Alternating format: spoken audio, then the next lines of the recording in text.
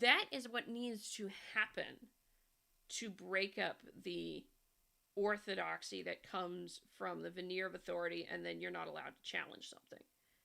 You have to be willing to go out on a limb and question it.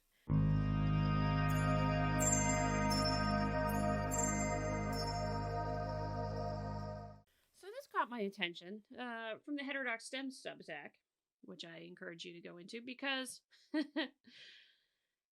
I mentioned this on the live with the reason we learn Deb Philman the other day. That I worry about the veneer of authority given to scientists and to experts, being put used in the way of, well, it comes from this thing, so it must be true. Is not the way science is supposed to work. You are supposed to be able to question and challenge everything, even if it comes from something that is an authority figure. And that's when it crosses the line of science becoming scientism or science becoming a religion. And so this person writing for the Heterodox STEM Substack comments on it, and I think it was an excellent piece, actually, a very thoughtful piece done with it, and that's why I brought it up. Unlike the quant crit stuff from the other day, which was yeah, quant crit is a mess. And I'm probably not gonna be listening all that much if it is done, if I see a paper done from a quant crit perspective in STEM, because it's probably a piece of garbage. Given that it starts from a logical fallacy. Anyway, that's a whole other thing. But when did science become a religion, and why are Anthony Fauci and Ibram X. Kendi co-popping it? He does not mean co-oping, he means co-popping here, I believe. But I don't know, that it seems strange thing in the title, so if the author has any comments, I appreciate it. But let us get into this a little bit. Growing up, I was raised Christmas and Easter Catholic. This meant my family would go to church every Christmas and Easter, and sometimes attend certain gimmick services where we'd get free palms and have our food blessed. It meant if someone asked me what religion I was, my natural answer was supposed to be Catholic. And it meant that my mother sent me to private schools that offered religious education, although this may have been to protect me from the drug dealers, pregnant teenagers, gangbangers, punks, and otherwise uncategorized no good nicks that my mother was convinced were roaming the public school halls in our quiet middle-class town. At the local parochial grade school, I received a pretty rudimentary Catholic education. I had the standard math, science, history, spelling, English, gym, etc. classes that I would have had in any other grade school.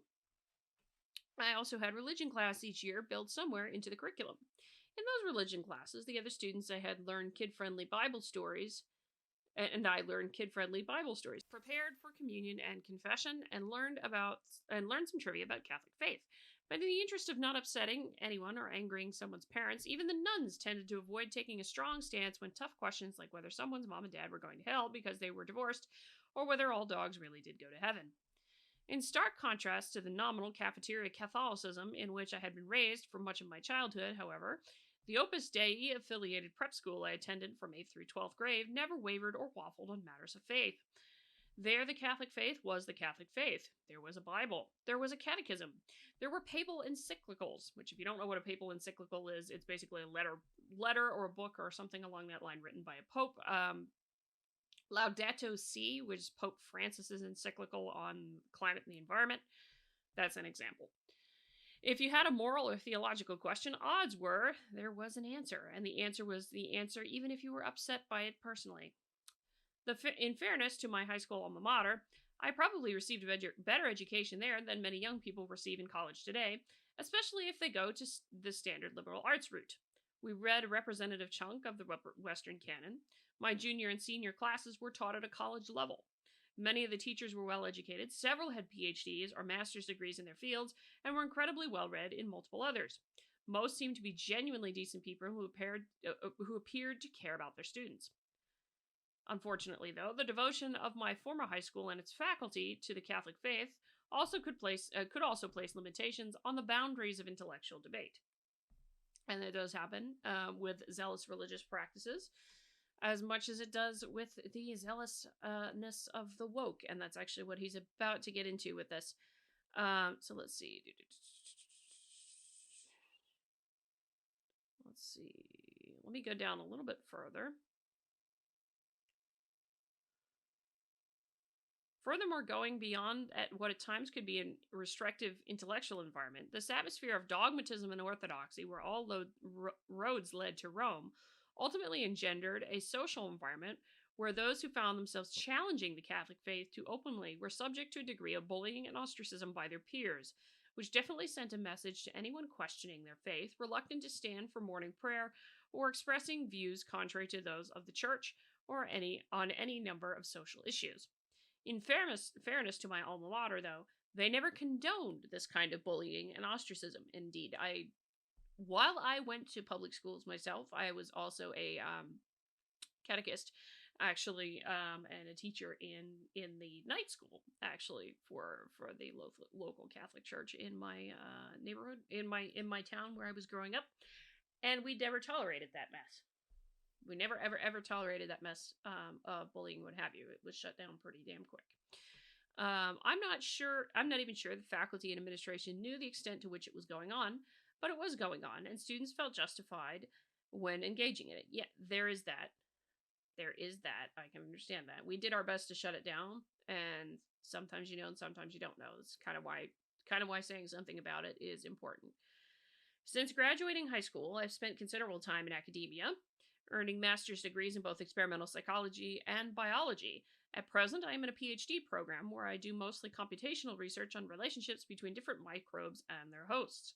Although I would like to say these research-based fields are immune to the kinds of dogmatism, orthodoxy, and blind reverence for authority that I observed in high school, the reality is they're not. However, dogmatism, orthodoxy, and blind reverence to authority generally tend to be eschewed in these areas, which I suppose is part of what made them appealing to me for so many years. We're not supposed to be working based off of authority only. Some of my best moments of my academic career were spent in a heated debate with the chair of my former psych department. Could his taste in ice cream be reduced to some physiological process we could only, at best, half understand? Or was it based in some phenomenological, that is a heck of a word, one that no one could ever understand? Some of the most intellectually stimulating moments of my academic career involved taking a series of neuroscience courses with a well-established dopamine researcher as he tried to reconcile what seemed to be his traditional views that meth was a demon drug and amphetamine was a beneficial medicine, with emerging evidence that the two might not be that different in terms of their neurophysiological effects and potential for addictive behaviors, a process that was all the more fascinating given that some of the emerging research that conflicted with his traditional views was emerging from his own lab. But then at some point, after I finished my master's in psych and moving on to a different institution for a second master's in bio, I noticed something different. But what was it exactly? Was it unique to my new institution, or was it wider spread? When I was a master's student in psych, academia at its best offered my romanticized version of an Enlightenment era salon, or at least an old episode of Politically Incorrect with Bill Maher.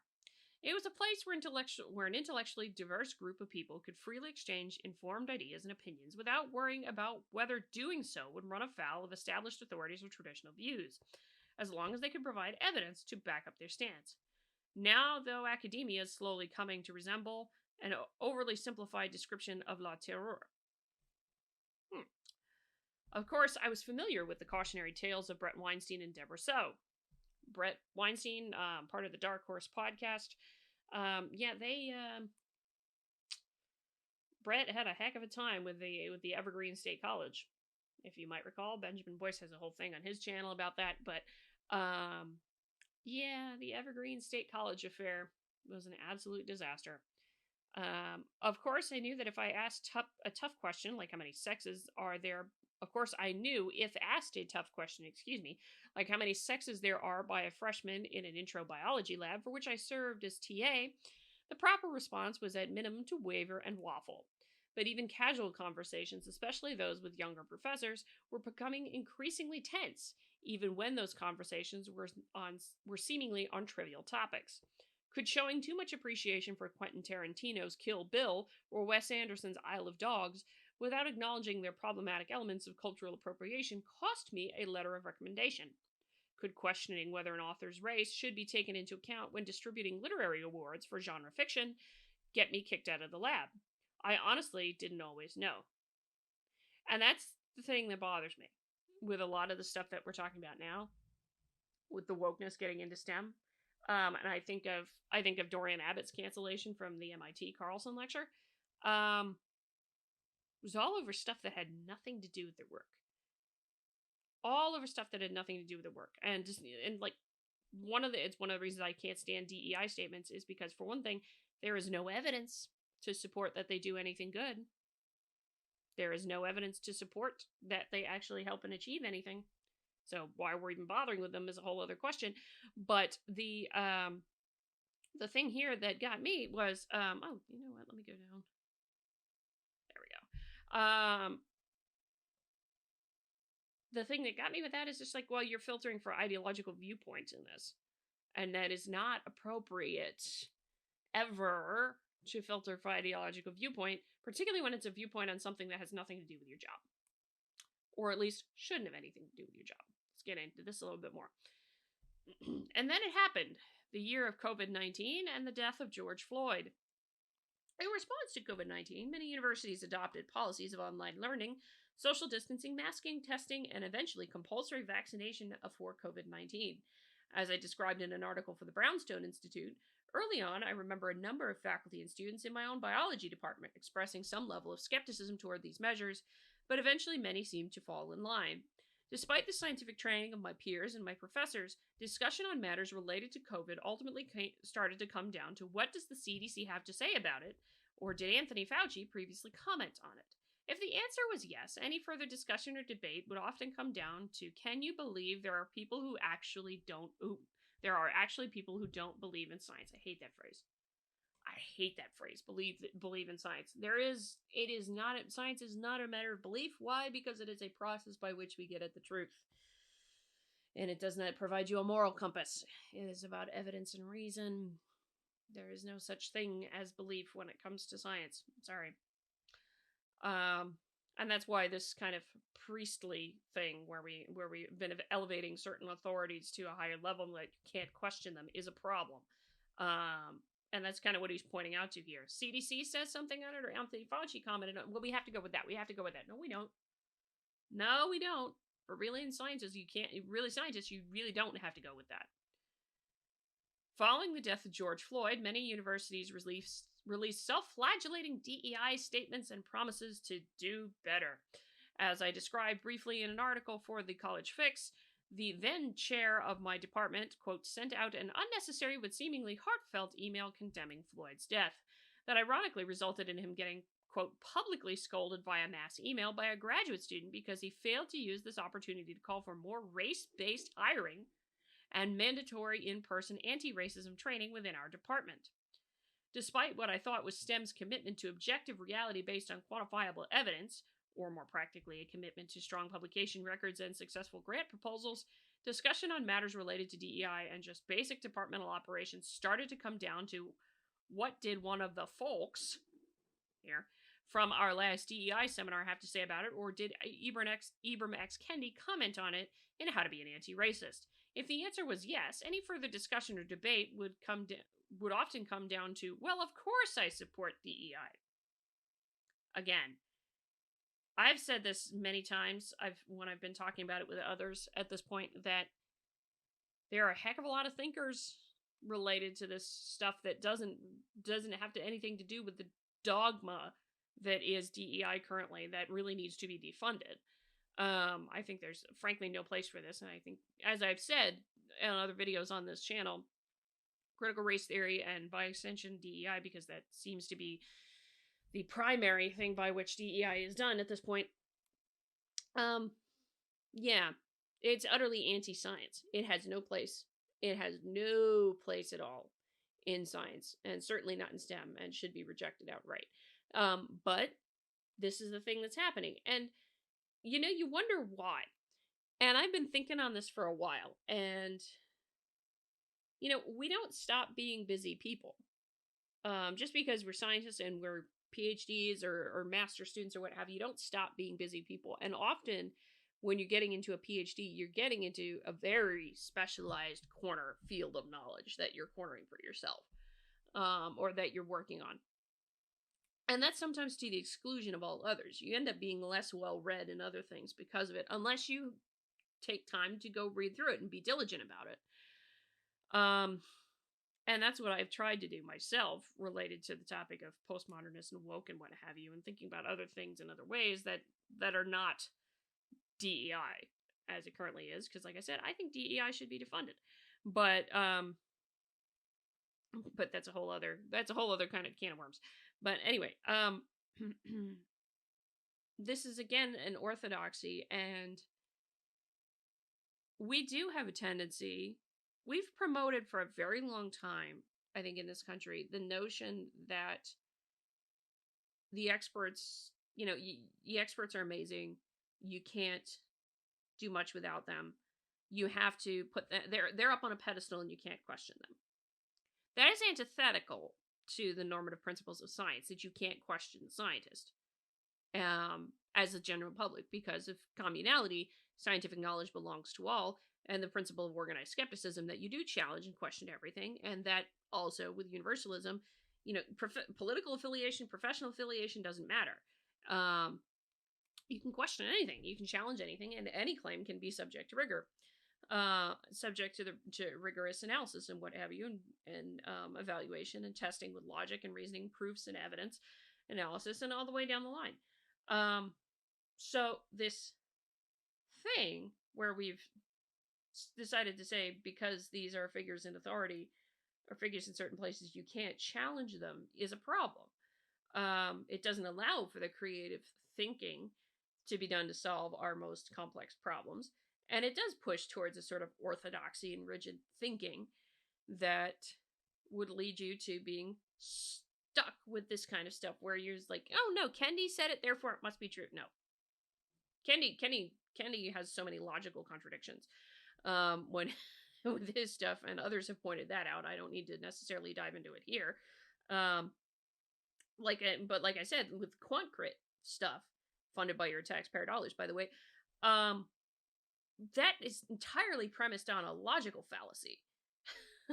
The single cause fallacy, or as it relates to the specific topic, as Coleman Hughes put it, the disparity fallacy. But yet, that kind of thing is probably going to develop as a field, probably going to be given a certain amount of credibility, gain a veneer of authority. And when it gets a veneer of authority, people are afraid to challenge it. And so that is my thing. Part of the reason for this channel is folks who are not PhD scientists, what have you, I want you to challenge the PhD scientists. I want you to challenge Kendi. I want you to challenge Fauci. I want you to challenge the climate scientists. I want you to challenge everybody. Not be mean and vindictive and ad hominems. No. That's not what I'm talking about. But if you want things to improve, you challenge them. And you ask them to prove what they're telling you. You ask them to tell you what this is in a way that you can understand it. That the layman can understand it. To break it down away from the jargon. Not to just hand wave and say, oh, no, we know this. No, how do you know it? How do you know that? Prove it. Give me evidence. I want to see it. Tell me. How? We need to do that more. That is what my immediate recommendation is on how to break this orthodoxy, is you just gotta start asking questions. You just gotta start asking questions of everything. Furthermore, going beyond what is becoming an increasingly restrictive intellectual environment, this atmosphere of dogmatism and orthodoxy, where all roads lead to Atlanta or perhaps a $6 million SoCal mansion, ultimately seems to engender a social environment where those who find themselves challenging CDC guidelines or DEI slogans too openly are subjected to a degree of bullying and ostracism, which definitely sends a message to anyone questioning the CDC, reluctant to sign a DEI pledge, or expressing views contrary to those of the designated authorities on any number of pandemic or DEI-related topics. It does happen. It does happen. If there's a lot of dogmatism and orthodoxy involved, you're afraid to challenge things because of the veneer of authority that comes with these certain things. And also being being subject to a degree of bullying and ostracism, or harassment and discrimination, if you will. The kind of dogmatism, orthodoxy, and blind reverence to authority that once seemed skewed by those in STEM is now unfortunately seems to be embraced, as STEM departments in universities increasingly resemble the halls of my former Opus Dei affiliated high school, where students felt justified in bullying and ostracizing intellectual dissidents. In fairness to my former high school, though, there was only one it was only the students who engaged in bullying and ostracism, and to their credit, the administration of my former high school never institutionalized those activities. So I say bravo, because it's a great point that he's making here, that the author is making here, that when you start getting into treating something as an orthodoxy and what have you, you get to this problem where you have bullying, what have you. And it's why I mention often the veneer of authority, and not accepting that just because someone has a PhD, not accepting that just because someone has the title or what have you, that you have to take everything that they say as face value and that they're telling the truth. And there's a reason why I warn against this, because the thing about it is that the real danger is that gives a lot of power to people. You're giving a lot of power to people over your life when you just straight up accept what they're telling you as being accurate and not challenging it and not questioning it.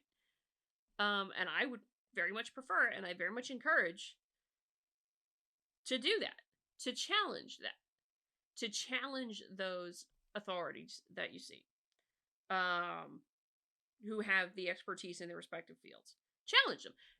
Not harass. Not any of that. No, not harassment or discrimination or bullying or anything like that. Don't do that yourself. No ad hominems here, okay? But challenge it politely. Ask the question, how do you know that? What about this? Be thinking about it. Get in there and actually critically think, and not critically think in the woke sense, but critically think in the enlightenment sense. The correct sense of the word, if you will, the phrase. That is what needs to happen to break up the orthodoxy that comes from the veneer of authority, and then you're not allowed to challenge something. You have to be willing to go out on the limb and question it. And yeah, that's gonna suck. I've done that. I've done that, and I know it sucks to question and challenge a lot of the DEI stuff that I've been challenging lately. But you have to do it nonetheless. Otherwise, this orthodoxy is never going to be broken up. And so that's my recommendation in answer to the problem that this student points out. Good luck to you in your doctorate, man. I hope it goes well for your dissertation, your defense and what have you. This is a great piece. Thank you for writing it. If you end up seeing this, and I think that would be my answer to it, is that you have to start encouraging people, general public even, to challenge everything, because the veneer of authority is really, really, really detrimental to a society, because ultimately you end up giving a lot of power to a lot of people because they're supposedly the experts, right? And as for STEM falling for some of this stuff, I think the reason why is because STEM folks get busy just like anyone else, and they've also been taught and told that you listen to these experts in these other fields. And so that's the thing, is there's not necessarily an allowance to challenge either. And because you get so sucked into looking at one specific field or another specific field for so long, you're not as well read in others, quite possibly, because you're spending so much time reading in your own field, and working in your own field, that you say, oh, well, these guys know, so I can trust that what they're saying is accurate, and I got to try doing this, this, and this in my lab, which is a problem. And STEM has to remember its own roots to question and challenge, and that's okay to do. Let me know what you think. If you like this video, hit the like button on the way out the door, comment on the video, share the video, subscribe to the channel, all that lovely good jazz. Coming over to Locals. I'm actually not going to end up doing a Thursday review. I just ran out of time to be able to do it. But I think we will do a special live on Thursday night in Locals for supporters only. So that's it for now. Until next time, I'm Adrienne, and I hope you stay curious, my friends.